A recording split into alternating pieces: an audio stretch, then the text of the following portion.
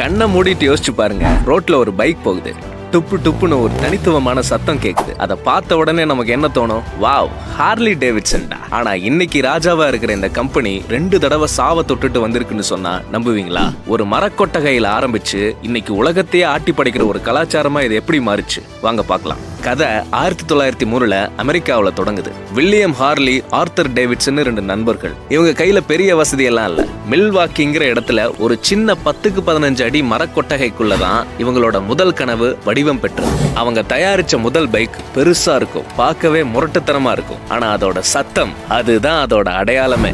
1920 பார்த்தா உலகத்திலேயே பெரிய பைக் தயாரிப்பு நிறுவனமா இவங்க வளர்ந்து நின்னாங்க. 2000 டீலர்கள், 67 நாடுகள்னு சும்மா கெத்து காட்டினாங்க. ஆனா வாழ்க்கை எப்பவும் ஒரே மாதிரி போகாதுல்ல. 1920 கிரேட் டிப்ரெஷன் சொல்லப்படுற பெரிய பொருளாதார வீழ்ச்சி வந்துச்சு. பெரிய பெரிய கம்பெனிகளே காணாம போச்சு. ஹார்லி டேவிட்சனும் ஆட்ட கண்டுச்சு. ஆனா இவங்களை காப்பாத்தினது யார் தெரியுமா? 2ஆம் உலகப் போர். அமெரிக்க ராணுவத்துக்காக ஆயிரக்கணக்கான WLA மாடல் பைக்குகளை செஞ்சு கொடுத்தாங்க. போர் முடிஞ்சு வீட்டுக்கு திரும்பின ராணுவ வீரர்கள் அந்த பைக்கை ஓட்டும் போது கிடைச்ச அந்த சுதந்திரத்தை ரொம்ப நேசிச்சாங்க. இதுதான் ஹார்லிக்கு கிடைச்ச முதல் பெரிய பூஸ்ட். எல்லாம் நல்லா தான் போயிட்டு இருந்துச்சு 1960கள் வரைக்கும். திடீர்னு ஒரு பெரிய வில்லன் என்ட்ரி. ஜப்பான்ல இருந்து ஹோண்டா, யமஹா, சுசுகின்னு வரிசையா கம்பெனிகள் உள்ள வந்தாங்க. அவங்க பைக்லாம் எப்படி தெரியுமா? விலை ரொம்ப கம்மி, ஆனா தரம் சூப்பர். சத்தமே வராது, ஸ்மூத்தா இருக்கும். இங்க நம்ம ஹார்லி நிலைமை, ஆயில் லீக் ஆச்சு, தரம் குறைஞ்சு போச்சு. மக்கள் ஹார்லி வாங்கினா ரிப்பேர் பண்ணவே சரியா இருக்குன்னு கிண்டல் பண்ண ஆரம்பிச்சாங்க. 1981 கம்பெனி திவாலாகிற நிலைமைக்கே வந்துருச்சு. எல்லாரும் ஹார்லி கதை முடிஞ்சதுன்னு எழுத ஆரம்பிச்சாங்க.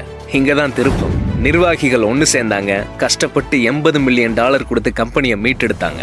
அவங்க ஒரு முக்கியமான முடிவு எடுத்தாங்க. நாம இனிமே வண்டியை விற்க போறதில்ல, ஒரு வாழ்க்கை முறையை விற்க போறோம். வேகம், டெக்னாலஜி பத்தி பேசுறதை விட்டுட்டு சுதந்திரம், அமெரிக்கா கெத்து, ஒரு முரட்டுத்தனமான அழகு, இதுதான் ஹார்லி டேவிட்சன் மார்க்கெட்டிங் பண்ணாங்க. 1983 ஹார்லி ஓனர்ஸ் குரூப் ஆரம்பிச்சாங்க. ஹார்லி ஓட்டுறவங்கள ஒரு குடும்பமா மாத்தினாங்க.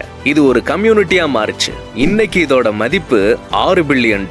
யோசிச்சு பாருங்க, ஆப்பிள், நைக் மாதிரி கம்பெனிகளுக்கு ஃபேன்ஸ் இருப்பாங்க, ஆனா ஹார்லிக்கு மட்டும்தான் பக்தர்கள் இருக்காங்க. உலகத்துல வேற எந்த கம்பெனி லோகோவையாவது மக்கள் அவங்க உடம்புல டாட்டூ குத்திப்பாங்களா? ஹார்லி ஃபேன்ஸ் செய்வாங்க.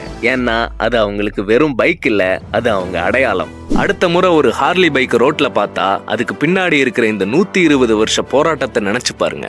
இந்த வீடியோ உங்களுக்கு பிடிச்சிருந்தா லைக் பண்ணுங்க, ஷேர் பண்ணுங்க, மறக்காம பிசினஸ் தாளம் சேனலுக்கு சப்ஸ்கிரைப் பண்ணுங்க. தேங்க்யூ.